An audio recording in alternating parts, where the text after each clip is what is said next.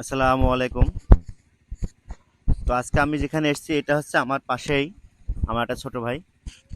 ও ঢাকাতে থাকে।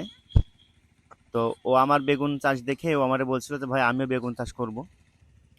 তো মূলত এখানে যা দেখতে পারতেছেন এই যে মালচিং দিয়ে বেগুন এবং এখানে যে বেগুনটা আছে এটা বিগ বজাতের বেগুন।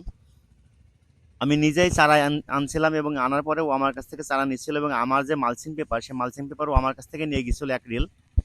তো তারপরে আসলে ও এখানে আবার নতুন করে সুন্দর করে এই যে আমার দেখা দেখি সুন্দর করে বিগ বসের বেগুনের চারা রোপণ করে মালচিং পেপারের উপরে। তো মাসাল্লাহ ওর গাছগুলো বেশ ভালোই আছে, কিন্তু ও যেহেতু ঢাকাতে থাকে, ও ব্যবসা করে। আর ওর আব্বা মানে আমার চাচাও উনিও ঢাকাতে থাকে, উনি আবার বাসায় এসছেন। তো দেখুন আসলে নিজে দেখাশোনা না করলে, নিজে যত্ন না নিলে, আসলে ওষুধ না দিলে, সার ঠিকঠাক মতন, সেচ ঠিকঠাক মতো না দিলে আসলে কোনো কিছুই ভালো হয় না। তো তার সব থেকে বড় উদাহরণ হচ্ছে আমার এই ছোট ভাই, যার জমিতে সে চাষ করেছেন।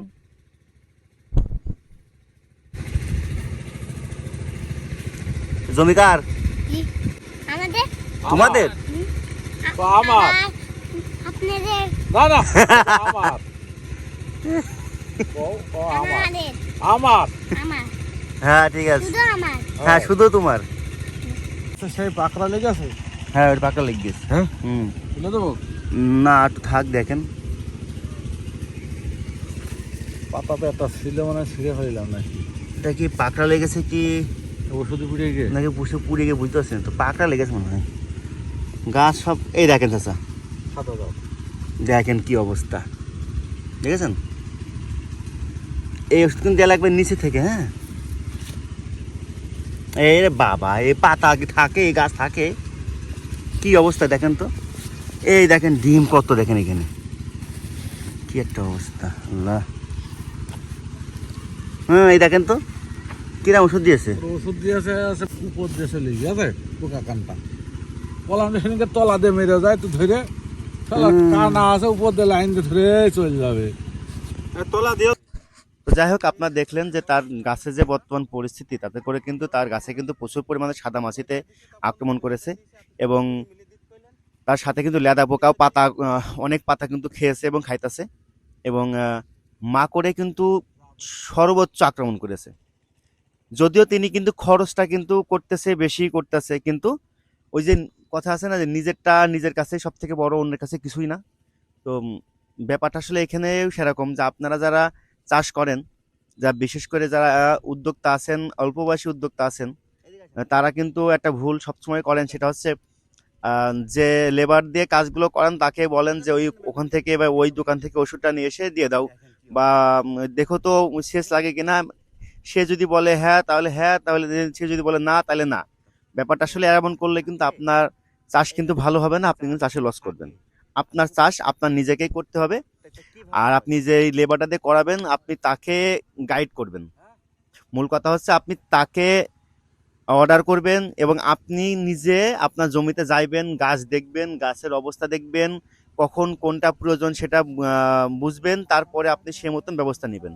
আপনি কাজটা করতে পারেন বা না পারেন অন্যকে দিয়েই করান, সমস্যা নাই, কিন্তু গাছের সাথে আপনার একটা সম্পর্ক থাকা লাগবে। আপনার সকাল বিকেল গাছ আপনার জমিতে একবার হলেও যাওয়া লাগবে। আগে জাপটা দেবো না আছে আগে জাপ দেন। এই দেখেন না চাচা, এই গাছ আর কয়দিন পরে শেষ হয়ে যাবে। এই গাছগুলো দেখতে কত সুন্দর লাগছে না? এই জাপ যদি না দেন চাচা, সর্বোচ্চ 1 সপ্তাহের মধ্যে এই গাছ আর থাকবে না। দেখেন এখন যে সামনে গাছটা দেখতেছেন, এই গাছটাই কিন্তু আপনার ওষুধের পরিমাণ, মানে আপনার স্প্রে করছে। আসলে এই যে স্প্রে করছে, স্প্রে কিন্তু সে নিজে করে নাই। এমনকি কখন কোন ওষুধটা দেওয়া লাগবে সে কিন্তু নিজে জানেও না, এমনকি আমার কাছেও বলে নাই যে এটা দেবো কিনা বা কতটুকু মাত্রায় দেব। তো ওষুধটা এত পরিমাণ বেশি বেশি দিছে ওষুধ, মানে যাকে দিয়ে দেওয়া হয়েছে সে এত পরিমাণ বেশি দিছে যে গাছ কিন্তু পাতা কিন্তু পুড়ে গেছে। মাঝে মাঝে যে পাতা মানে কচি পাতাগুলো পুড়ে গেছে, মানে যে পাতাগুলো মোটামুটি একেবারে নতুন পাতা, সে পাতাগুলো কিন্তু সব পুড়ে গেছে, এমনকি গাছের ডগা পর্যন্ত পুড়ে গেছে। তো গাছের অবস্থা বর্তমানে আসলে খুব একটা ভালো না। তবে প্রপার ট্রিটমেন্ট করলে আশা করি আগামীতে আবার ভালো হয়ে যাবে, ঠিক হয়ে যাবে। তবে এই পাশে যে গাছগুলো, এই গাছগুলো কিন্তু আসলে আমি নিজেও বুঝতেছি না যে আসলে এই গাছগুলো আসলে এতটা খারাপ কেন হয়েছে। এখানে 2 লাইন আছে, এই 2 লাইন গাছ কিন্তু প্রচুর খারাপ হয়েছে।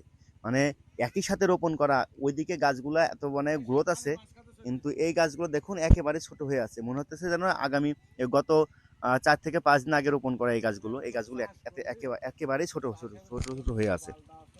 তো যাই হোক, আমি যতটুকু বুঝি বা আমি যেটা করি সেটা হচ্ছে, আমি নিজে কাজ করি বা না করি, আমি নিজে ওষুধ স্প্রে করি বা না করি, সেচ আমি নিজে দিই বা না দিই, আমি কিন্তু সেখানে উপস্থিত থাকি। আমি কিন্তু আমার যে চাচা কাজ করে সেই মুরব্বীর সাথে কিন্তু আমি থাকি। তার ওষুধ দেওয়ার থেকে শুরু করে সেচ দেওয়া, সার দেওয়া, এমন কি তিনি যখন কাজ করেন আমি কিন্তু তার সাথে উপস্থিত থাকি। আমি চেষ্টা করি আমার কাজটা আমি বুঝে নেওয়ার জন্য। তো যাই হোক, আপনারা সবাই ভালো থাকবেন, আর অবশ্যই আপনারা যারা চাষি আছেন চেষ্টা করবেন নিজে কষ্ট করে চাষ করার জন্য, না পারলেও যাকে দিয়ে করাবেন তার সাথে থাকার জন্য। তো সবাই ভালো থাকবেন, সুস্থ থাকবেন, আর আমার জন্য দোয়া করবেন। আল্লাহ হাফেজ, আসসালামু আলাইকুম।